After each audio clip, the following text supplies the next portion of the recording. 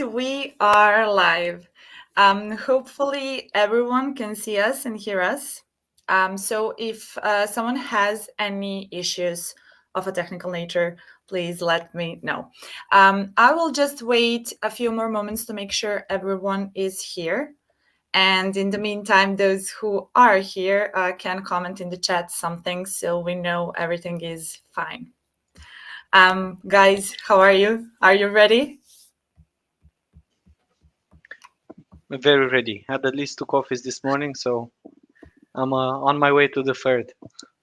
That's great. Vlad, actually, this is our second live event, so you're totally professional.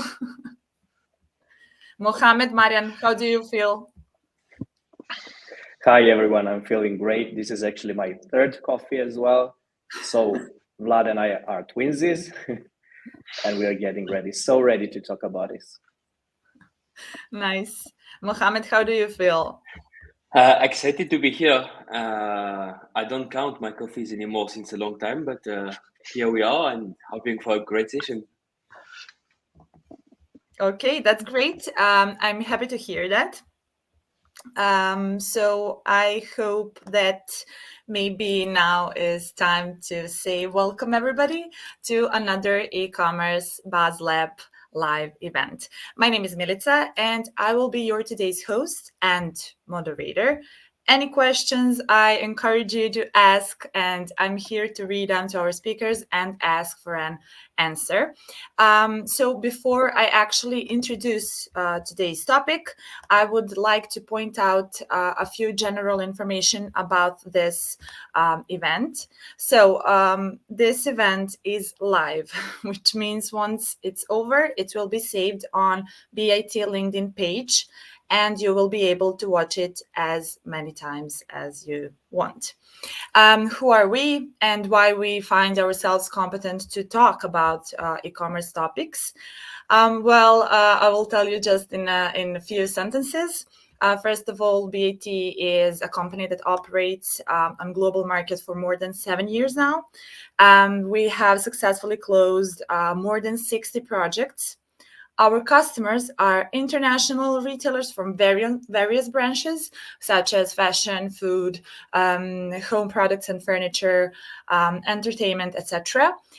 We have 35 certified experts in our organization. And of course, last but not least, we are Salesforce partners for years, and our partners are here with us today as well, which I'm really proud of. And I think that's it for now. So I will definitely let our speakers to add something more if they would like to, if I missed to say something. And to say e-commerce expansion is the topic we will discuss today and how AI and big data influenced it. Our speakers today are Vlad Stoica.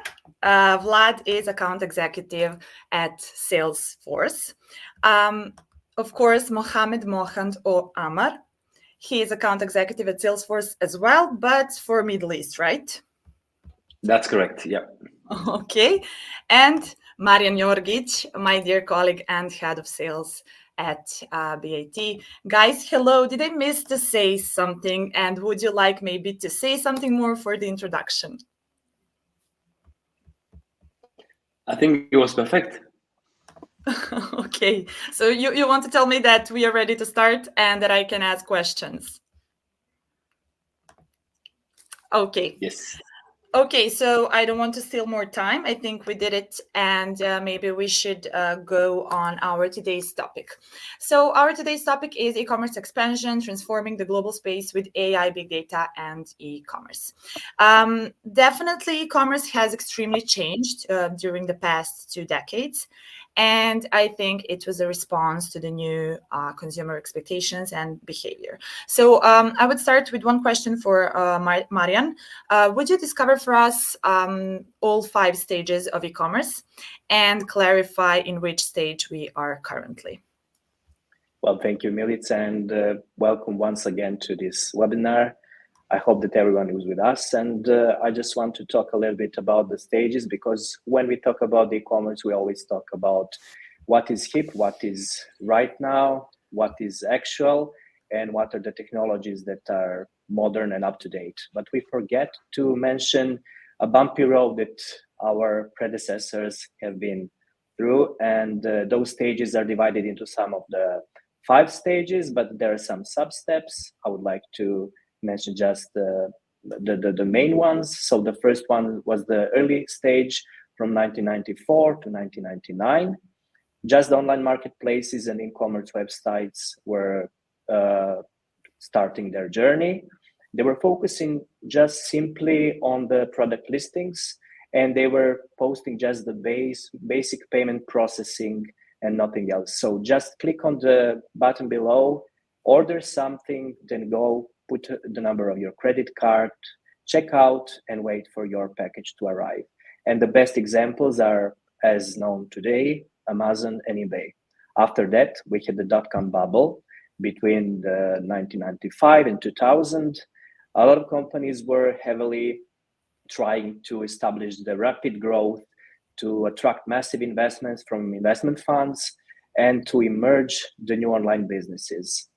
Probably because they were attracted from Amazon and eBay experiences, but unfortunately, maybe of those businesses were poorly funded and unsustainable, and the bubble eventually burst, just as one that was happening in 2008 with the real estate. So the history will probably repeat in the future, but we will talk about now today. So some of the examples were pets.com, which went into bankruptcy, but mp3.com, which was close to the bankruptcy, was a survivor, but taking over the bigger player. After that, we had the boom of the e-commerce, and actually it helped Shopify and Magento, such as the pioneering technologies, to start. The companies started investing in marketing and customer experience to attract more buyers, and some of the players were Walmart, Best Buy, and Target, and they do the business as we speak. After that, we had the e-commerce maturation. So the e-commerce became a mainstream shopping channel as it is today. They started because of the emerging technologies such as 3G, 4G networks to gain the attraction for the mobile commerce. Social media marketing was also booming and became the essential tool for the e-commerce businesses.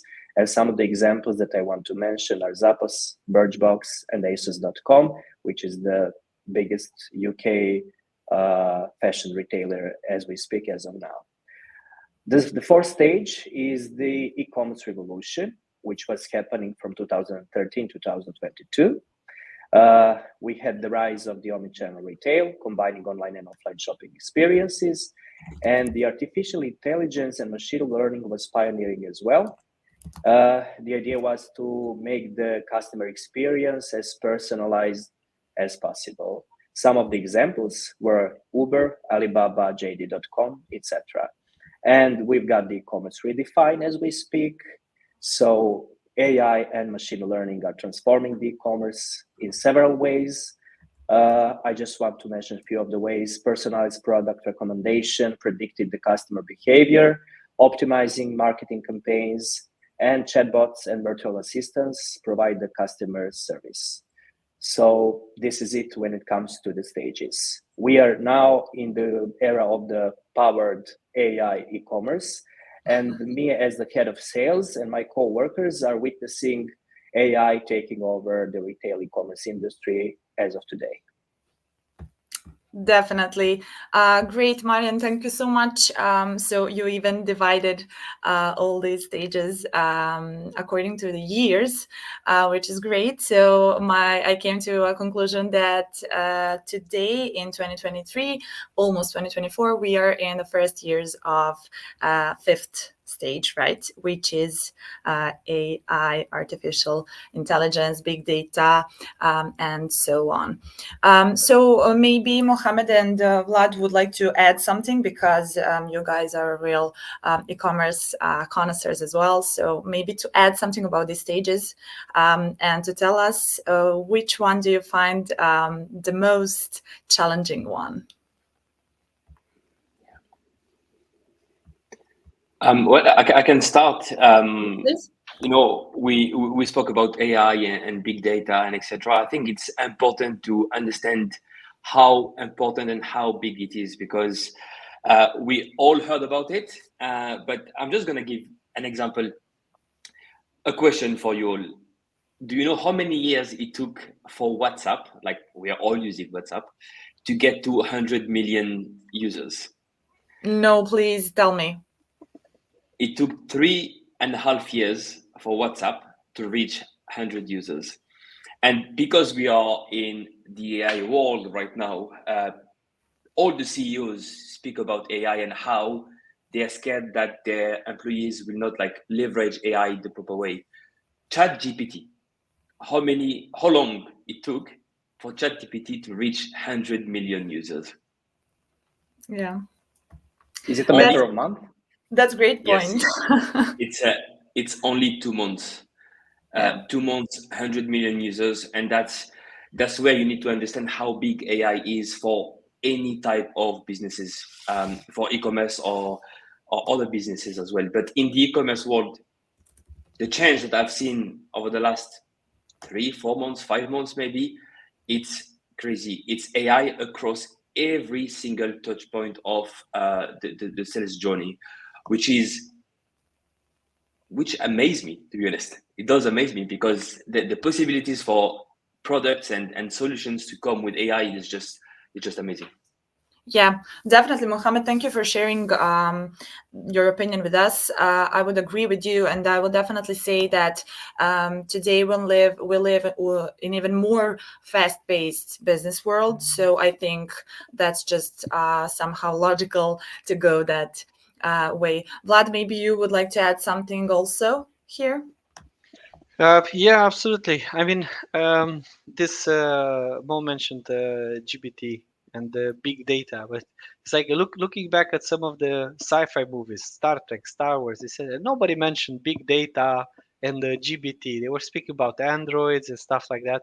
But the reality is, like, business needs are the ones that are driving the development of certain technologies. So in the past, we didn't have, let's say, enough big data to train AI to actually bring benefits to the business. We're now in a world where we can actually gather all of this data, and there are Yeah. tools such as the ones that Salesforce developed that process that data, and you can actually leverage it in your AI models. So right now, companies should have an AI strategy and looking at the stages that Marian described, like where we started and where we are right now. It's like a huge leap, and I think this advancement will only accelerate with proper use of AI. So emphasis on the word proper use of AI. Yeah, definitely. I will definitely agree with that. And I think this was a great start for our event because I think that there is no business that will be alive in next few years if they don't adapt new advancements in technology such as AI.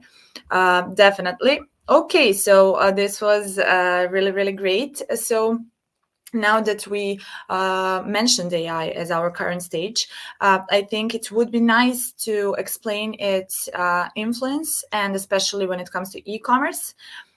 So my question would be, how has AI changed e-commerce, and has it actually? Maybe to start with Mohammed, please. Okay. Yeah.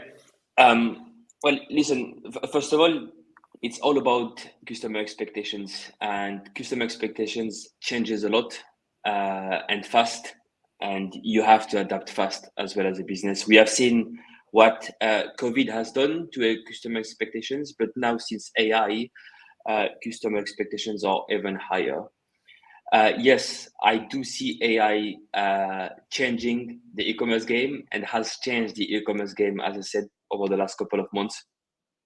We see solutions that come out of the market for e-commerce that are powered by AI that are just mind-blowing. Like it's, AI can do personalization, take personalization to the next level. When buying online, yes, you buy a product or a service, but it's all about the experience. And a number, again, 87% of the customers like that are buying online says that the experience they're having on the website is more important than the product and the service that you are selling. So based on that, it's very important to understand that this AI will help us achieve like magical things for the customer experience. And personalization is about everything. You know, we don't interact much with people anymore. We go through chatbots. Some people don't like chatbots, but now AI is powering chatbots as well. And what I like with this evolution is uh, conversational commerce that is growing a lot and very fast. And because of AI, we are capable of doing amazing things with conversational commerce as well. Okay, that's great. You mentioned COVID-19, so I would like to ask one more question about it. Do you think the COVID also affected the AI and made it faster, or you think there is no connection between these two? Well, well, I guess we were all stuck in our house, so they had more time to develop it, maybe. But I didn't. I never asked that question to myself. So, but I'm sure it's part of it. You know, it's all a cycle, and maybe it did accelerate it. Uh, I need to do some more research on that. Okay, that's great. Vlad, you wanted to say something? Yeah, please. Yeah, I think from a technology adoption perspective, a lot of the businesses were not really ready for full online engagement when COVID-19 struck and they had to close down shops. So I think there was some sort of forced upgrade that they need to do to get at least to the basic base level to operate their business fully in an online scenario or maybe a hybrid online with buy online, pick up in store with limited interaction with the sales agent. So I think what COVID did was mostly to align and change the priorities of the business to look at technology and what if there's a next COVID? God forbid. I don't wish it at all. But if there's another similar event, all of these companies that have prepared themselves, they will be ready. But now that they have the basics of, let's say, running an online business, they have to look at the let's say the cherry on top of the cake of how can I leverage all of the data that I have and feed AI models to serve my customers and my business better. Yeah, I would definitely agree. Hi. That's great. That's your kid. Yeah, he's just wondering for his Legos. That's great. Tell him hi from us. Um, okay, so I would like maybe, if it's okay for you, to give us some real life examples. So, how do international brands use AI within e-commerce solutions? So, give me something that is like real that I can understand and feel. I can probably give out Yeah, an of course. example. And this is part of our B2B solution stack right now, where we use AI to generate product descriptions in the fastest way possible. So let's think about a company that sells construction materials or a pharma company that sells medicine. They would have a product catalog with different attributes, and there should be something like a marketing team, copyright team, whatever, that actually writes the product descriptions based on those attributes. And the mistake here, like any little mistake, can actually cost the business and the client a great customer experience overall.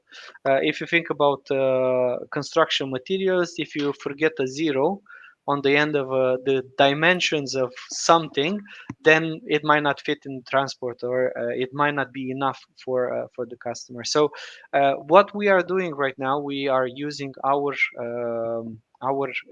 e-commerce GPT to basically write these product descriptions automatically.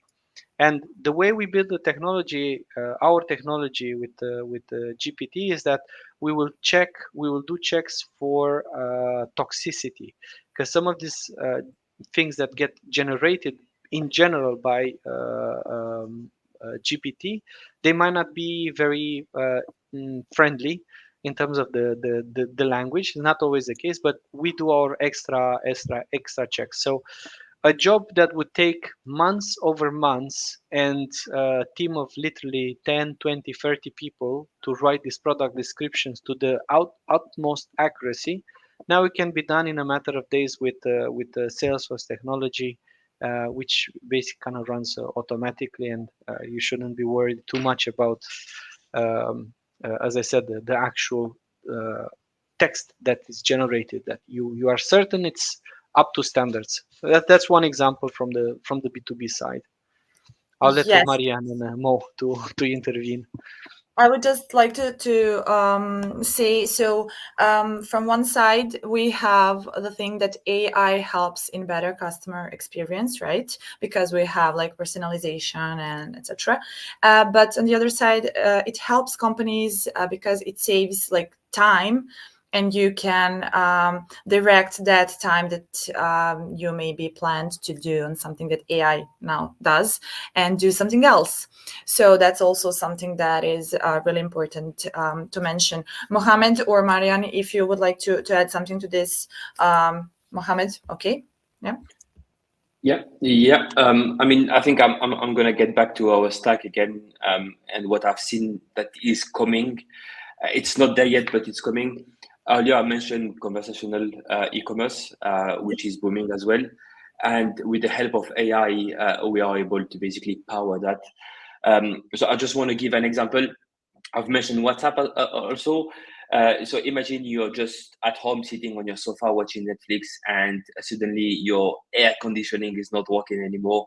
What would you do in a normal world? You'll stop Netflix and go to the shop and ask someone for help and say that your air conditioning is not working anymore. Well, this is changing. Today, you'll be able to go into WhatsApp, take a picture of the wires of the air conditioning as an example, and send it to the company from where you bought it. And the AI behind will read the picture and read the text to understand what's going on with your AC, and with the IP address, the AI will see that you are based in an area where there was a heat wave. So then they will say the reason why this happened and what do you need to change, and propose a replacement product directly through WhatsApp. You didn't leave your sofa. Um, this type of experience, I think, are amazing, because the less I go out and the more I'm happy. So if I can do everything through WhatsApp, I'll do it. That's great. Okay. But I must say, how many things AI actually does without the final customer knowing it? I think A that lot.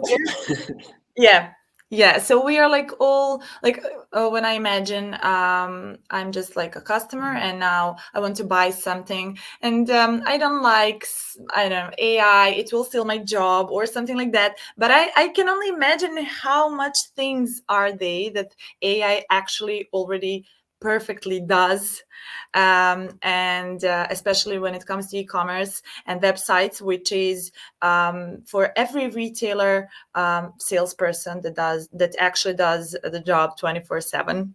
Like it's the only salesperson that works 24/7. Marian, you're looking at me like.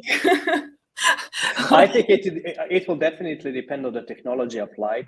That is why we have people from Salesforce, always behind our back, helping us to strive and to be competitive in this market, but also in the global market when we work with our customers, either fashion, electronics, or some other kind of the retail industry. On the other side, it also depends on the market readiness, because some of the markets are really leveraging on the AI. On the other side, when the market is not in the stage of AI readiness, and it cannot provide enough data to the system to read and to learn from it, it's completely useless. Fortunately, we use it. We know how to leverage from it and to help to our customers. growing at least, and apply new technologies. Yeah, that's great. While you're talking, I have one question for you because you are a salesperson, and you also probably have been in touch with it a lot of times. So, how does AI actually work, and which role big data is playing here? Okay, well, just to go a little bit back, like 5 minutes before, when we were talking about the coronavirus and the amount of data it provided actually helped the AI work properly because people were sitting at home. The amount of the shopping was exuberant because people were not able to go to the physical store. So they were provided some kind of the data, and machine learning could actually do something out of that. So actually big data is a large collection of data, difficult to process using the traditional methods. On other sides, those algorithms from the AI that are set up, analyze big data, extract something like insights, customer behavior, etc. And those data could not be possible to extract manually and analyze manually because the amount of data is enormous. Let me set an example. AI algorithm might be used to analyze customers' past purchases, browsing history, and identify patterns. And there is a great module from Salesforce on Salesforce Commerce Cloud, providing some predictions and helping actually websites, but customers as well, to find the best possible product and also to suggest some other product, do the upsell and cross-sell, and then make both sides happy. So these patterns can be used to make some personalized product recommendations, but also to give out some discounts, free samples, and something like it. But without big data, I would not be able to do a fantastic thing as we do it today. Okay, that's great. Thank you. I will definitely agree with you. And as a marketer, of course, I use AI. And I must say to everyone who is watching right now, AI won't steal your job because I think people must find out what's the best way to use it. For example, ChatGPT.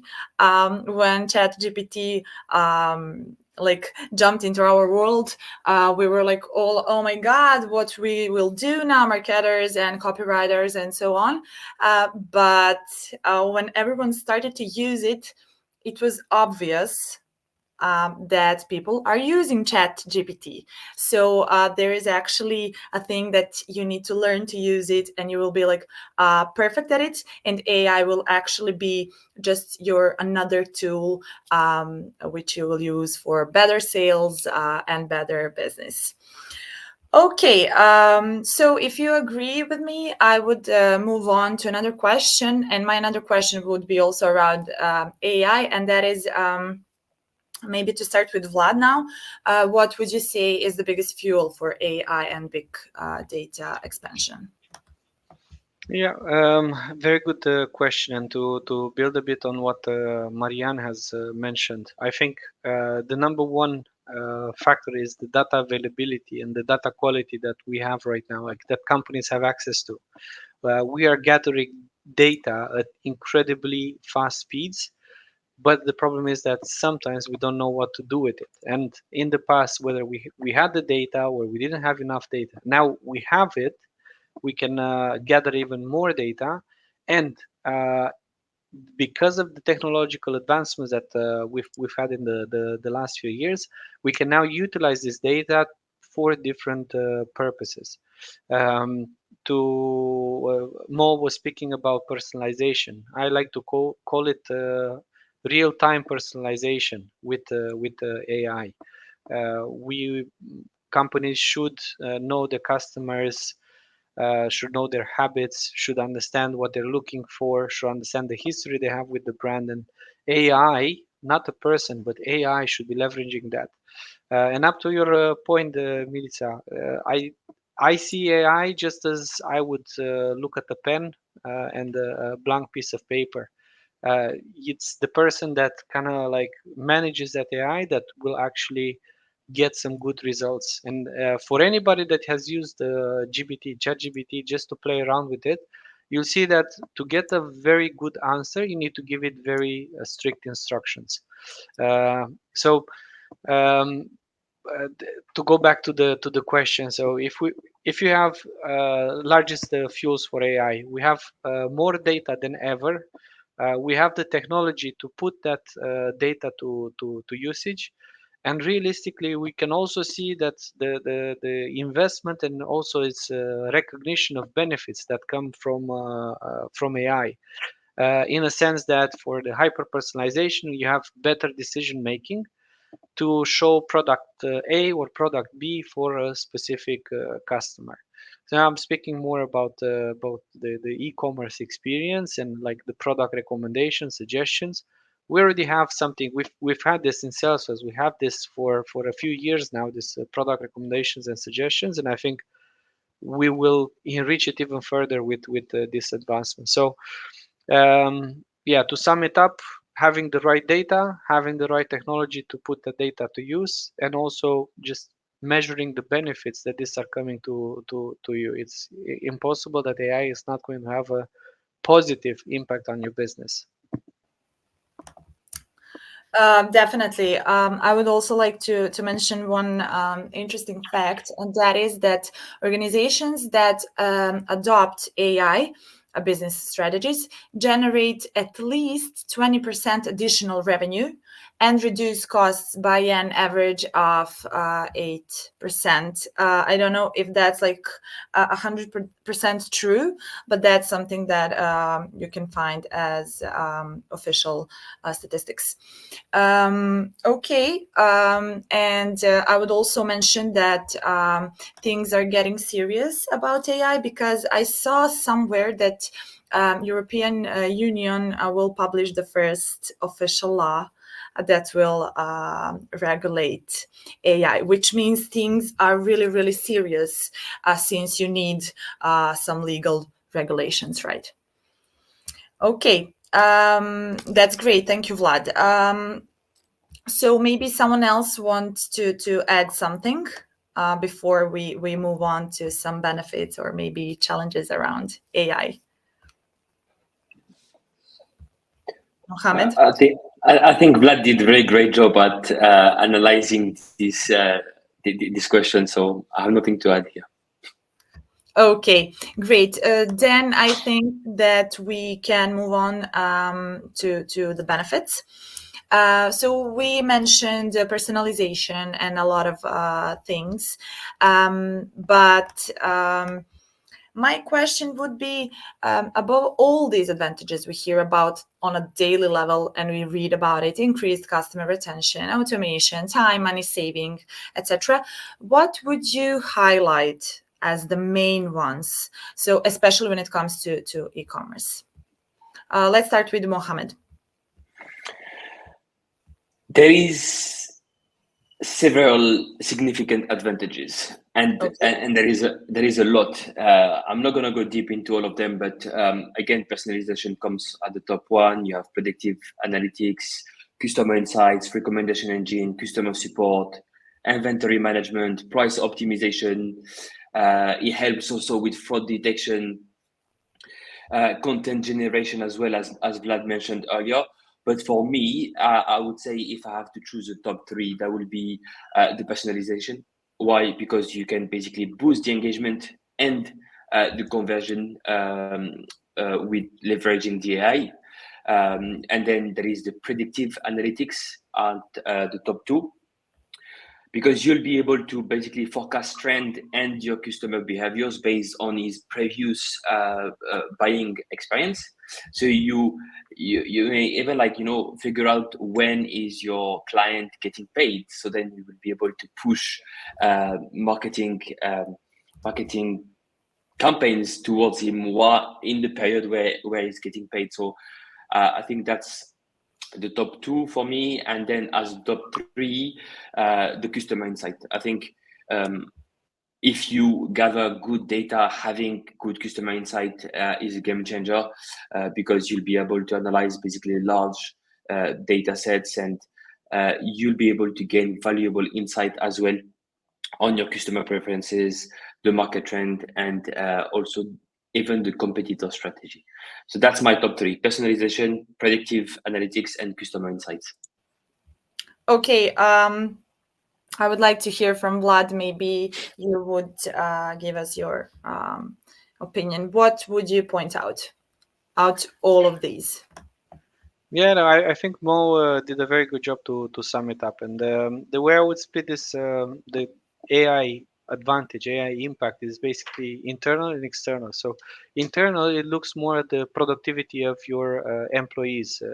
And I think the top one here is AI will help you to make data-driven decisions.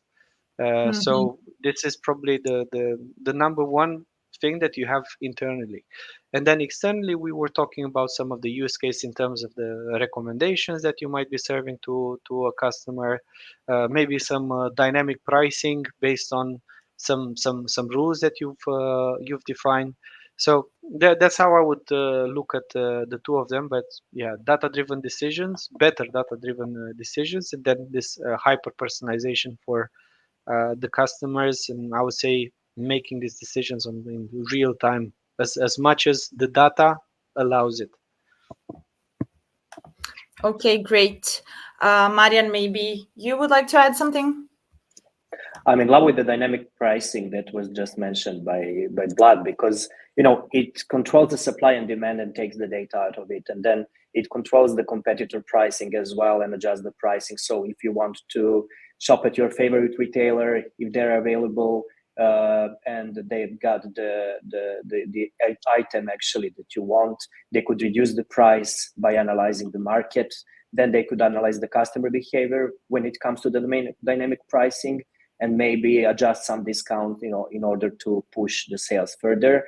And fashion retailers that we work with have widely appraised this feature. So I'm in love with the dynamic pricing. Unfortunately, it's not well developed in this region, so we cannot leverage on that. And the other one is the chatbot.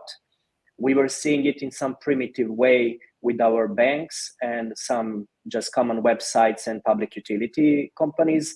But on the other side, it raises the market awareness and allows shoppers to respond quickly and take them down to the sales path without any issues. They allow shoppers to go flawlessly from putting the items they want to put into the basket and then go to the checkout. But if they got some issues, the chatbot cannot just answer the questions, but also give them some insights and help them finish the purchase, even by allowing to put the credit card number inside of the chatbot and finish the purchase with that channel. So it's an omni-channel, and both AI chatbot and dynamic pricing are playing the significant role. Okay, great. But now I would also like to ask, what do you think are the biggest challenges around AI? Because I think people are somehow they're scared when huge changes are happening, and we don't like often to change our habits. What would you say? What is the biggest challenge around AI? I can probably speak to that, or Yeah. yeah, effectively. So this is let me start with one of the core values from Salesforce, which is trust. When it comes to AI, and I mentioned this at the beginning of the webinar, um, you can make ChatGPT to say almost anything if you phrase it in the right way. And what we do at Salesforce is we've built what we call a trust layer. So this trust layer takes the prompt that comes out of our GPT infused with our technology, and basically it looks for this toxicity. So this makes sure that you don't have any adult content slipping into, let's say, a product description, unless you are in that market, or that the description is as it should, and it doesn't include anything that wouldn't sound good for a normal person, let's say. And this toxicity detections, once we have it, we basically remove it, and we make sure that the result, the prompt that comes out of AI is actually something good. The second thing is, I think it's data ownership in AI. So with Salesforce, we do not carry the data. We don't store it. We use it to generate the model, and then we kind of get rid of it. But um, in as a whole, I think this is a big topic when it comes to AI. The data that feeds the models, do you have consent to use that data? Are you in compliance with all the laws? You mentioned, Milica, the what's coming up from the European Union and so on. So I would say these two things, these are my top two threats, let's say, to having a great AI experience for your customers. Okay, great. Marian, as a salesperson, what would you say? Well, we are not just the commerce development company. We also develop our products, and one of the products that we do is the HR tool that does some kind of the 360 review. We can also talk about it over some following events. But what we saw as the obstacle during the advancements that we want to apply, one of the advancements is actually the AI, the data insufficiency, because we need a lot of data so the model could predict or make some proper decisions and not to put us in some wrong context, because it will basically affect some of the company processes, which could later on affect the labor law, etc., etc. So we need a lot of data in order to work properly. Okay, that's great. We have one question, a quick question, and that is, how does AI enable personalized searches that know exactly what a customer wants? So, anyone wants to answer to this? I can give my opinion, and I think it is like personalized product recommendation, right? So AI identifies patterns in both online and offline data to understand customer intent, right? So machine learning algorithms take the analysis further to make the data contextual. Maybe someone else wants to add something more, but I think that's it. Thank you, Miloš, for the question. Yeah, Mohammed, please do. Yeah, no, I just wanted to piggyback and say that it's all about basically algorithm, and they study the behaviors of the client, especially if your client is a fidel client who will keep buying and etc. And based on that, they understand and catch some factors out of the habits, and that's how you'll be able to basically deliver this personalized suggestion for your clients to buy. Yeah. Okay. I think that's it. If we have maybe some more questions, you can ask in chat. Now is the time. Now or never. And we're here to answer to all of those. Okay. As we wait for some other questions, I was going to add to what Mo said. Right now, for example, for a product recommendation, product on the search engine results page, we need Salesforce Einstein AI for e-commerce, which is part of the license, so you don't pay anything extra outside of the license. It needs about 3 or 4 clicks to learn something about you. You don't have to be logged in. You don't need to have cookies on. You can start a completely new private browsing, and just by going through the website. So me as a male, I would search for a jacket. I would find some other products like male boots, male belts, male t-shirts, etc. The next time when I search for jacket, male jackets would come at the top of the search engine results page, and then every other results, women's jackets, kid jackets, would still appear on the page, but they would be deprioritized, let's say. So yeah, it's only 3 or 4 clicks to learn something about you. So imagine if you're a logged in client with loads of order history, how AI can service that person. Yeah, that's a great point. Thank you, Vlad. We have another quick question. And that is, how does AI help with dynamic pricing, and how does it help grow e-commerce business? So, who wants to answer first? Mohammed? Sorry, Hi. I was on mute. Yeah, I think again it's by analyzing the market and the competition and the similar products, similar maybe trends also that are happening for different events. For example, well, we have Black Friday around the corner, so they will analyze what happened last Black Friday to basically optimize the pricing and understand why, for example, if you sold less than your competitors, understand why is that, and if it's based on the price, then they will basically propose you a price point that basically is a better fit for your customer, but for also the market. So based on that, since you are basically sharing the right pricing with the people, uh, this will definitely grow your commerce business because the more specific you are in terms of pricing, and the higher conversion you will have. I hope I answered your question, Nihal.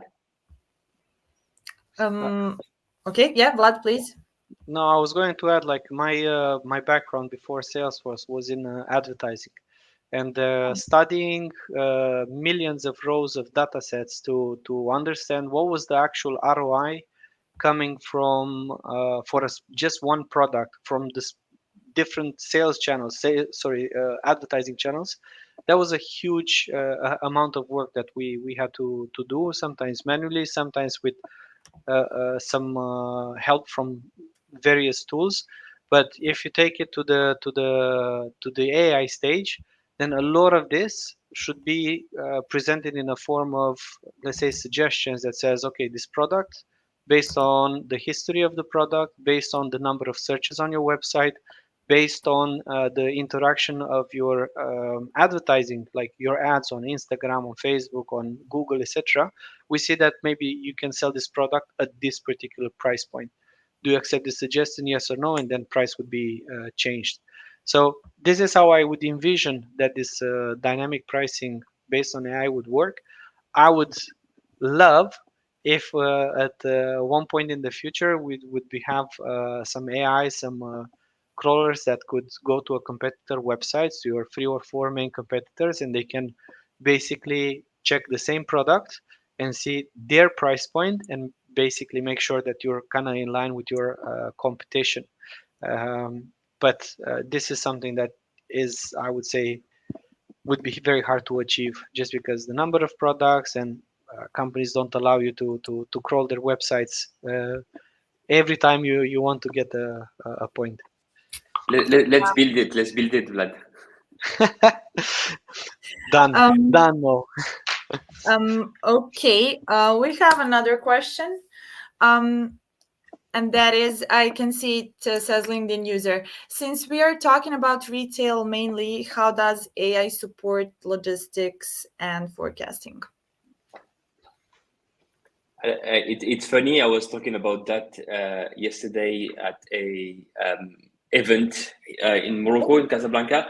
Um, so again, it's all about predictions and making sense of the data. Okay, so your business running, and for example, again, if there is specific events, Black Friday, Christmas, New Year, you name it, you'll be able to understand and predict what you have done the year before, what other companies have done also the year before. So that's how you'll be able to basically have predictions. So have more people to work with you on in the fulfillment center on peak times, and basically have more product available as well, or less product available as well. So you'll be able to play with your product. So that's saving time, saving money, saving energy as well, and gives you a way better forecasting capabilities as well. Okay, that's great. Maybe someone wants to add something more. Maybe just to add up on that, when it comes to the logistics, it's all about the cost cutting. So I think that we will need to get the demographic data, behavioral data, but as well the location of each customer to make it as convenient to the logistics operators as possible. So that's also a significant part. It's also something that could be applied to the more mature markets rather than to the younger markets. Yeah, definitely. So AI, I think it helps retailers to optimize operations in warehouses and all those processes. So I think definitely that helps, like in every single area in retail. Okay, then if we have no other questions, then we came to an end. And I must say, I'm really proud of this event. I had a great time. I had great speakers, and I would like to thank everyone for being here with us, especially to my speakers who are really real connoisseurs of e-commerce and AI as well. And I must say that I'm really proud of our partnership. So I think that we will probably do a lot more events in the future as well. Okay, maybe you guys want to say something for the end before I put some interesting facts on the screen. One last thing for me, yes. Every business is a commerce business. So even though we spoke a lot about retail, everything we spoke about is also for true in the B2B space, especially since the buyers are younger and younger and they're more connected than ever before. So the experience for B2B should be the exact same experience as in retail. Yeah, I would definitely agree with that because, as I told like 15 minutes earlier, I think that web shops and e-commerce like are your only salesperson working 24/7. Like I can order something at 3 a.m. And still get it on time. So, you know. Okay, great. Vlad, Marian, maybe you would like to say something for the end. Marian. Everyone is invited to maybe ask for a free appraisal. We are an e-commerce development company. We do the business with Salesforce. We could apply all the knowledge and everything in advanced manner, respecting the industry standards. So if you've got a website or there is a website planned ahead, just ask us for a free appraisal. We could jump on a call, do a quick discovery, and provide you with the offer. And obviously from Salesforce side, we will help. Obviously, nothing else. Yeah. Look, Melissa's last thoughts. I can't remember if this was in the Times or Harvard Business Magazine. I can't remember exactly the source, but it was something in the likes that AI is not here to replace humans, but people that use AI for anything, not just beyond the business scope, they will be the ones that will have an advantage. So I think in one of our meetings, I was telling you that I use GPT just to plan my meals for the kids. So that's the most basic example when you don't have, as a struggling parent that doesn't have ideas, just go to GPT and ask it for a meal suggestion. But at the same time, between those searches, my next search was what are the foundations of a business plan? So you can it can GBT can suggest the fish and chips, or it can actually suggest how you can transform your e-commerce website. Can I improve my conversion rate? How can I offer better customer experience? So don't be afraid to go and just talk to it, and in these interactions you'll learn more about GPT, and obviously you can also go to the Salesforce site to do some trainings on how GPT and AI in general impacts businesses. Definitely, that was a great point. You gave me actually an idea about the meals. Thank you, because I struggle with it daily. And there is also one great thing you said. So AI won't replace you, but people who use AI will replace people who don't. I would say it like that, because we need to go as technology goes, dynamic. Yep. That's our truth today. Okay, so I think that will be all. If someone has any other questions, feel free to send to us here, or to post it here, or to send at office@bat.rs. And I think that's it for the end. Thanks everyone for watching once again. And until next time, bye. Thank you. Thank you. Thank you very much. Have a great day.